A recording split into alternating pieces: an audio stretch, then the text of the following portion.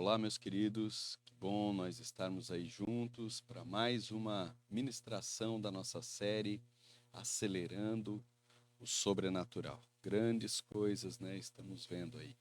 O Senhor vai continuar em nome de Jesus. Até o final disso aí, nós vamos ver e eu creio, né, que vai ser um despertar, um romper mesmo na vida desses que estão aí se fazendo presente, participando, não só vendo a banda passar, mas fazendo parte dela, em nome de Jesus. Que Deus fale ao mais profundo do nosso coração. Eu creio aí que vai ser um divisor de águas, um antes e depois desse tempo que nós estamos tendo aí. Amém? Então, queridos, vamos iniciar. Hoje nós também vamos estar falando, continuando ali sobre a espiritualidade do reino, e hoje nós vamos estar falando sobre oração. Amém? Então, vamos baixar nossa cabeça, vamos estar orando mais uma vez aí. Pai, em nome de Jesus, nós queremos louvar, exaltar e engrandecer o teu nome. Te agradecer mesmo pelo privilégio, pela oportunidade que temos de aprender mais de ti, aprender sobre a constituição do teu reino, Senhor. Que o Senhor nos encha com teu espírito, que a tua palavra entre a nossa mente, mas não fique só alojada na parte do intelecto, mas desça para o nosso coração e produza vida, Pai. É isso que nós queremos, que a vida de Deus seja produzida em nós, em nome de Jesus. Pai, quebra todos os grilhões, todas as cadeias, todas as correntes, Senhor, atrai o nosso coração a Ti, Senhor, e nos ajuda, Pai. Nós queremos ouvir a Tua voz, a Tua direção, em nome de Jesus. Amém, amém, amém. Amém, queridos? Vamos lá, então, para mais essa ministração. Como é que está o seu propósito? Está cumprindo, está fazendo, tirando tempo com Deus, meditando na palavra, jejuando aí? Vamos mover o céu, querido, tocar o céu em nome de Jesus, é isso que importa. Amém? Então vamos lá. Hoje nós vamos estar lendo aí, meditando em Mateus, no capítulo 6, versículos 5 a 8. Vamos ler lá? Então, Mateus 6, versículos 5 a 8 fala assim: E quando vocês orarem, não sejam como os hipócritas. Eles gostam de ficar orando em pé nas sinagogas e nas esquinas, a fim de serem vistos pelos outros. Eu lhes asseguro que eles já receberam sua plena recompensa. Mas quando você orar, vá para o seu quarto, feche a porta e ore a seu pai que está em secreto. Então, seu pai que vê no secreto o recompensará. E quando orarem, não fique sempre repetindo a mesma coisa como fazem os pagãos. Eles pensam que por muito falarem serão ouvidos. Não sejam iguais a eles, porque o seu Pai sabe do que vocês precisam antes mesmo de o pedirem. Amém? Queridos, muitos cristãos são iludidos, procurando direção de Deus em homens, não é verdade? Geralmente eles vão procurando aí o pastor ou um ungidão, né? O irmão ungidão, não é verdade? Se iludem, não é verdade? Querem que essas pessoas venham direcionar as suas vidas. E eu creio também, né, que eles estão buscando, na verdade, é os gurus, não é verdade? Por quê? Porque o que eles querem, na verdade? São pessoas para que, se der errado, eles culpem. Tirem a responsabilidade de si mesmo e coloquem a responsabilidade em outros, na verdade. Ah, não, mas eu falei com o pastor, mas eu falei, aquele irmão me deu uma palavra, né, e tal. Nós precisamos buscar a nossa direção em Deus, querido. Não estou falando que está errado buscar conselho nos irmãos, né? Mas a resposta sempre vem do Senhor, querido. É isso que nós temos que entender. Sempre vem. E isso vem do quê? De nós cultivarmos uma vida pessoal de oração e relacionamento, né? Um relacionamento vivo, querido, e pessoal com Deus. É isso que nós precisamos. E Deus está nos chamando para isso. Algo que precisamos aprender é que é prudente cada irmão orar com seu líder. Sim, não é verdade? Antes de qualquer aconselhamento para a tomada de decisões. Antes de tudo o que formos fazer, estimulamos nossos irmãos, querido, a aprender a obter a resposta de Deus através da oração. Normalmente, depois de orarmos, nosso aconselhamento será apenas para confirmar a direção que o próprio Espírito já comunicou ao irmão. Está entendendo? Tipo assim, querido, nós buscamos a Deus. O primeiro que tem que saber aquilo que nós queremos, aquilo que nós precisamos, as decisões a serem tomadas, é Deus. É o primeiro. E você pode ter certeza que Deus sempre responde às nossas orações. Aí, vamos pedir conselho. A palavra de Deus diz que na multidão de conselhos há sabedoria. Não tem problema pedir conselho. Mas nós já fomos com Deus, Deus já está clareando, já está falando, e nós vamos ver que aquilo que o irmão falar, né, mesmo antes de ser aconselhado, orem juntos ali e tal, e Deus vai estar trazendo clareza à direção. Não é um falando uma coisa, o outro outra. Temos que buscar a resposta certa no Senhor. Não é verdade? Pode ter certeza que o próprio Espírito já vai comunicar ao irmão aquilo que deve ser feito. E como já vimos, querido, uma das coisas que o Senhor mais abomina é a religião vazia e exibicionista. Deus abomina quando fazemos uma oração apenas para cumprir uma obrigação religiosa ou um hábito, querido. Pode ter certeza, não é isso que agrada o coração de Deus. E isso acontece nas muitas orações, nos cultos. Por isso que eu vivo falando nos cultos, querido, não seja um mero papagaio, repetindo a oração, faça com consciência, entendendo que você está orando, né, entendendo que você está orando ao Senhor, a Deus, não é verdade? Outra coisa, antes das refeições, fizemos aquela oração vazia, rapidinho para comer ali, né? Não podemos ser assim. Olha só, quando podemos ver faces piedosas sem realidade interior ou olhos fechados por mera religiosidade, né? De novo, olha lá, Mateus 15:8 diz: esse povo me honra com os lábios, mas o seu coração está longe de mim, né? No Sermão do Monte, querido, o Senhor nos dá o padrão de como deve ser a vida íntima de oração do reino. Primeiro, querido, não com o fim de ser visto. Olha só, o primeiro princípio do reino em relação à oração é que não devemos orar para o que os homens vejam, querido. Qual é a intenção do coração quando oramos, não é verdade? Como se esse fosse o nosso objetivo principal. Ainda que ao orarmos possamos ensinar aos irmãos, sendo modelo para eles, não é verdade? Por exemplo, olha só, em nossa igreja, você pode reparar, são poucas pessoas que se ajoelham e tal aqui na comunidade local. A maioria das pessoas oram ou em pé ou caminhando, não é verdade? Por quê? Porque é apto. Todos já fizeram isso. Aprendemos assim, continuamos replicando, não é verdade? Eu, na verdade, eu oro andando por quê? Para espantar a sonolência, o sono e tudo, não é verdade? Mas alguns irmãos hoje fazem, por exemplo, que viram. Não é verdade? Então não tem problema a gente dar o exemplo na oração. Mas a oração que busca o louvor do homem obtém a resposta, querido, a recompensa dos homens. Olha só. Mas não uma resposta do Pai. Contudo, há uma recompensa para a oração daqueles que fazem para serem vistos pelo Pai. Amém? E é essa oração que nós devemos fazer. E o Pai que vê em secreto. Segundo, querido, olha só, entra no teu quarto. O segundo princípio que temos aqui, querido, é entrar em nosso quarto. Naturalmente, entrar no quarto pode ou não ter um significado literal, tá entendendo? Pois Jesus também tinha o hábito de orar a sós em lugares retirados.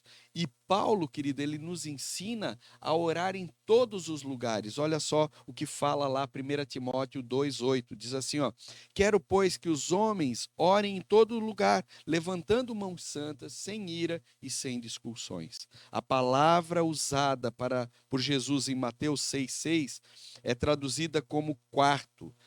Ela é tameon, querido. Olha só, também usada no grego, não é verdade? Tameon no grego ali. Também usada para referir-se ao lugar onde eram guardados os tesouros do templo. Olha só, olha a conexão nisso. Por isso podemos dizer que existe uma conexão, uma relação entre oração e riqueza espiritual, querido. Contudo, olha só, mais importante que o quarto é a instrução para fechar a porta. E o que quer dizer esse fechar a porta? Não importa o lugar, querido, onde estivermos, ali pode ser o nosso quarto, desde que fechamos a porta para os ruídos e preocupações da vida, querido. Por isso que eu falo para você, Tem um horário correto para orar, querido? Existe, não, é esse horário aqui. Não, é o horário que eu consigo fechar a porta. É o horário que eu consigo me desligar das demais coisas, querido, e mergulhar nessa intimidade com o nosso Pai. Olha só, quando nos voltamos para Deus, focando nossa mente no Espírito, nesse momento entramos no quarto. Tá entendendo? Entramos no quarto e fechamos a porta. Quando a gente foca no Senhor, não é verdade? Não tem como orar de forma efetiva sem focar a mente e o coração em Deus. Uma das maneiras que uso para ajudar a influir em oração e eliminar todo ruído e distração é colocando de repente alguns louvores, querido, não é verdade? Coloca um louvor para entrar mesmo no clima, começa a cantar aqueles louvores e tal, não é verdade? Outra maneira que eu uso, querido, é fazer um diário. Não é verdade? Sento ali, presto atenção e tal, consigo me conectar ao Senhor. Você precisa se encontrar. Como você deve fazer para se conectar com o Senhor? E claro, querido, não é nada fechado. Tem tempos que eu estou ali e faço diário, tal. Tem tempos que eu faço diário e oro. Tem tempos que eu oro, que eu ajoelho, que eu fico. É assim, você precisa se encontrar, tá entendendo? Cada pessoa tem sua maneira de orar, né? De fechar as portas, tá entendendo? Há irmãos que gostam de orar debaixo de uma árvore no bosque. Outros, quando estão viajando de carro, gostam de parar na beira da estrada para orar. Eu lembro, querido, de um tempo que eu trabalhava com transporte e eu viajava para Florianópolis. Então eu ia lá, fazia a minha entrega lá, tal, eu tinha com um caminhãozinho, antes com caminhonete, depois foi com um caminhãozinho, tal, ia lá, fazia a minha entrega, e na volta, era de madrugada, o sol nascendo assim, tinha uma calçada ali por Biguaçu, eu parava o carro na beira da estrada, ali no acostamento, botava mais para o matinho assim, e lá eu vi o sol nascendo, o mar, e ali eu orava ao Senhor, querido, que coisa maravilhosa era, tá entendendo? Conseguia tirar meu tempo assim de parar e mergulhar na presença do Pai, né? Como nós precisamos desses tempos, né? Outros, querido, até mesmo fazendo exercício, se concentram mais para focar o coração em Deus. Mas o mais importante desse princípio é eliminar toda distração e concentrar-se em Deus, querido. Querido, quando as palavras não são vãs, quando a gente consegue adentrar no Santo dos Santos, parar e se concentrar em Deus, ali as palavras não são meramente palavras vazias, não é verdade? Terceiro, não use de vãs repetições. O terceiro princípio, querido, que vemos sobre oração trata do conteúdo. Não devemos usar de vãs repetições. Notemos, querido, olha só, que a ênfase aqui é sobre vãs e não sobre repetições, tá entendendo? Olha só, é sobre usar palavras vazias em um mero ritual, sem conteúdo interior, sem nada, tá entendendo? Quando presumimos que Deus nos ouvirá por causa da quantidade de vezes que falamos, como uma reza decorada repleta de palavras mágicas, tá entendendo? Nós não podemos ser assim. Olha só, até mesmo alguns crentes usam aquela expressão, não tem problema, não estou dizendo que não pode usar, mas às vezes é um mero ritual religioso. Só porque todo mundo fala, em nome de Jesus, amém, e outras mais, mas nem tem consciência nem do que está falando, tá entendendo? Isso é palavra vazia, isso também não é jargão. Não é porque eu orei e disse em nome de Jesus que vai acontecer, porque o que vai é à disposição do meu coração. Eu realmente entrei no Santo dos Santos, entrei na presença de Deus, ou foram palavras vazias, embora, né, que não passam de rituais, não é verdade? Usam como uma mera repetição de frases feitas, enquanto Deus olha o que flui do coração. A questão, querido, não é a repetição, pois temos o exemplo do Senhor Jesus que repetiu sua oração no Getsemane por 3 vezes com as mesmas palavras. Olha o que fala Mateus 26:44. Diz assim: então os deixou novamente e orou pela terceira vez, dizendo as mesmas palavras. O problema não está em repetir as mesmas palavras. O problema está em elas ser vãs. Olha só, Paulo fez o mesmo em relação ao espinho na carne, pedindo repetidas vezes que Deus o removesse. Está lá 2 Coríntios 12:8, que diz, né? 3 vezes roguei ao Senhor que o tirasse de mim. O problema não está na repetição, está em ser uma oração vazia. Se não pudéssemos repetir orações, não poderíamos orar, por exemplo, os salmos, está entendendo? E são coisas que nós podemos usar para estar orando, não é verdade? O Salmo 136, não é verdade? O Salmo 23, são tudo orações que nós podemos estar fazendo aí diante de Deus. Quarto, querido, não faça relatórios, mas pedidos. Há um princípio que tenho aprendido e quero ensinar aqui, querido. Olha só, não devemos jamais fazer relatórios a Deus como uma lamúria e reclamação. Ai, Deus, como é que o Senhor pode estar fazendo, deixando eu passar por isso? Isso é reclamação e lamúria, querido. Isso aí é você estar fazendo relatório, não é verdade? Né? E não é isso que Deus quer. Em vez disso, devemos fazer pedidos específicos diante das circunstâncias. Pai, eu estou passando um tempo difícil ali, mas eu sei que o Senhor é o Deus Todo-Poderoso, capaz de mudar e reverter toda e qualquer situação. Eu sei, Senhor, que a tua palavra diz que tudo coopera para o bem. Me ensina com essa situação. Eu estou aqui, Senhor, apresentar diante de Deus, né, os nossos pedidos. Por exemplo, quando dizemos, Senhor, estamos perecendo, estamos apenas fazendo um relatório. Mas quando dizemos, Senhor, salva-nos, estamos fazendo um pedido e um pedido específico. Relatório de nossas necessidades são apenas lamúrias sem o revestimento da fé, e sem fé é impossível agradar a Deus, querido.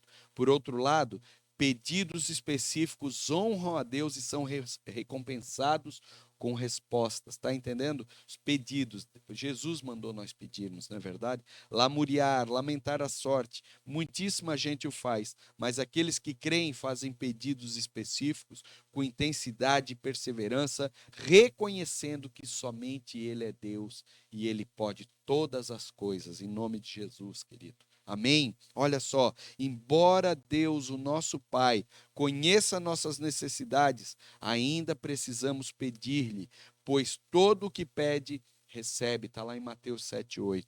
Quando pedimos, estamos reconhecendo nossa limitação e fraqueza e reconhecendo que Ele é a fonte de tudo e o nosso supridor. Amém, queridos? Alguns não fazem pedidos específicos para Deus na atitude, eu não vou incomodar o Senhor com isso, não é verdade? Mas isso é uma falsa piedade, querido. Né? Isso, na verdade, é incredulidade. A pessoa não crê que o Senhor vai atender o seu pedido. Aquele que crê, pede, recorre a Deus mesmo sabendo que Ele sabe todas as coisas.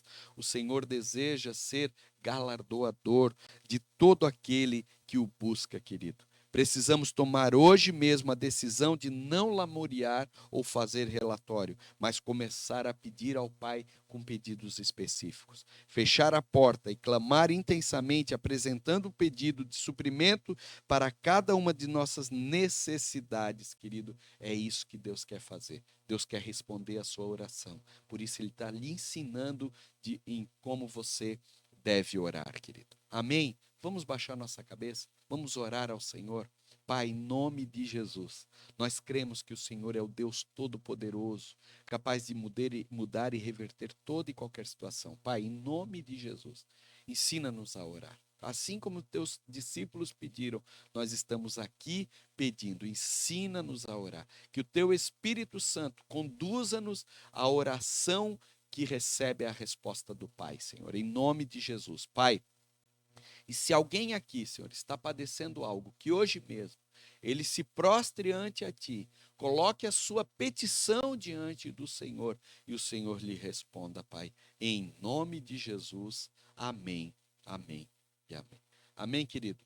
Deus abençoe grandemente a sua vida. Grande abraço.